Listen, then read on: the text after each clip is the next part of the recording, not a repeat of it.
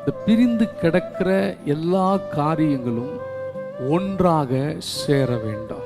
ஒரு வீட்டில் 2 பேர் இருப்பாங்க. ஒருத்தர் லெஃப்டில் திரும்பி நிற்பாரு, இன்னொருத்தர் ரைட்டில் திரும்பி நிற்பாரு. முகத்தை பார்த்துக்கிறதுக்கு என்னவா இருக்கும்? ரொம்ப கஷ்டமாக இருக்கும். ஆனால் இருக்கிறது எங்கே? ஒரே வீட்டில். ஆனால் பிரிந்து இருப்பாருங்க. யாராக வேணா இருக்கலாம். கணவனாக இருக்கலாம், மனைவியாக இருக்கலாம், பிள்ளைகளாக இருக்கலாம், பெற்றோர்களாக இருக்கலாம், யாராக வேணா இருக்கலாம். பிரிந்து இருப்பது தேவ விருப்பம் அல்ல.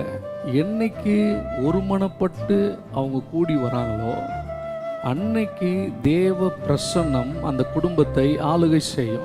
அன்னைக்கு தேவ ஆவியானவர் அந்த குடும்பத்தை ஆளுகை செய்வார். ஆண்டவரே சொல்லிட்டாரு, பிரிந்து கிடக்கிற ராஜ்யம் நிலை நிற்காது.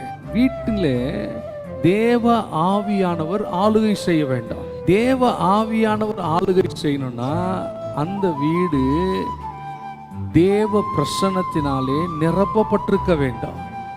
தேவ பிரசன்னத்தினாலே நிரப்பப்படணும்னா அந்த வீட்டில் ஒரு மனம் ஏக சிந்தை இருக்க வேண்டும். மாற்றத்துக்கான ஆரம்பம் ஒரு மனம், ஒற்றுமை, ஏக சிந்தை.